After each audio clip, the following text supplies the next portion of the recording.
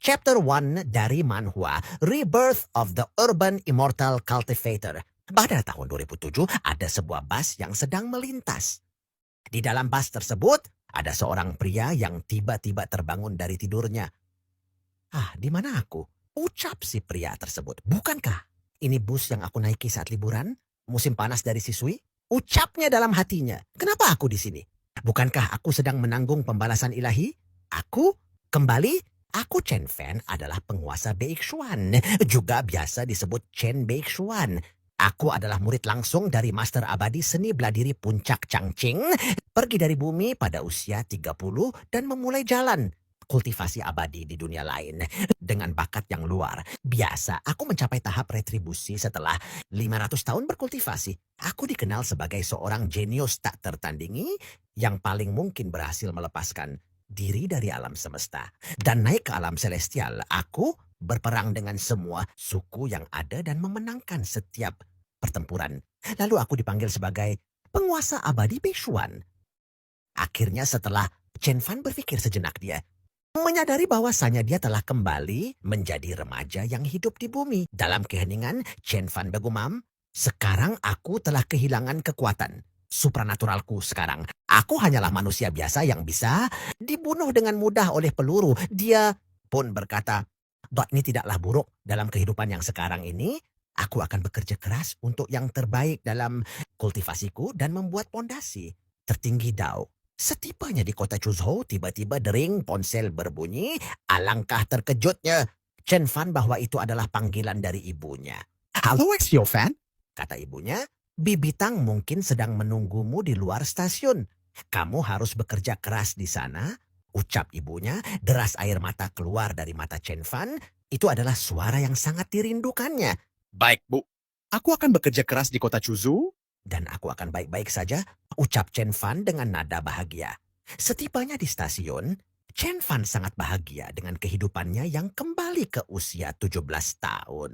Tidak jauh dari sana, terlihat dua wanita yang sedang berbicara. "Bu, kapan dia datang?" ucap wanita itu yang bernama Jiang Churan, yang biasa dipanggil Ran Ran.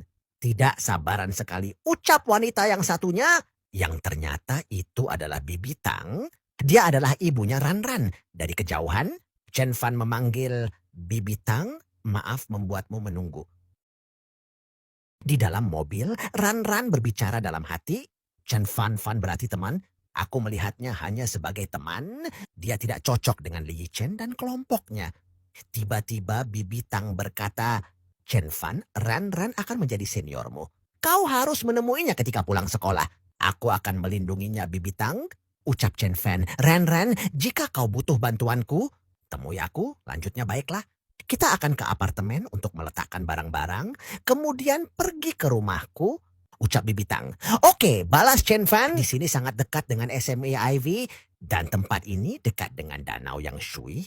Di sana sangat indah," ucap Bibi Tang. "Terima kasih, Bibi Tang.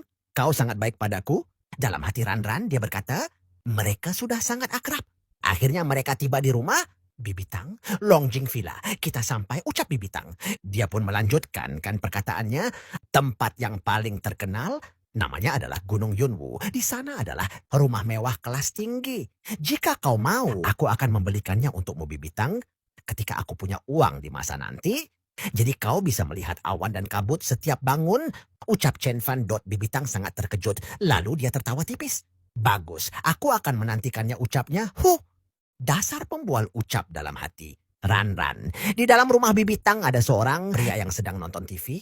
Dia adalah suami dari Bibi Tang, Jiang Shanghai. "Halo, Paman Jiang," ucap Chen Fan. "Xiao Fan, duduklah. Aku akan memasak di dapur," ucap Bibi Tang.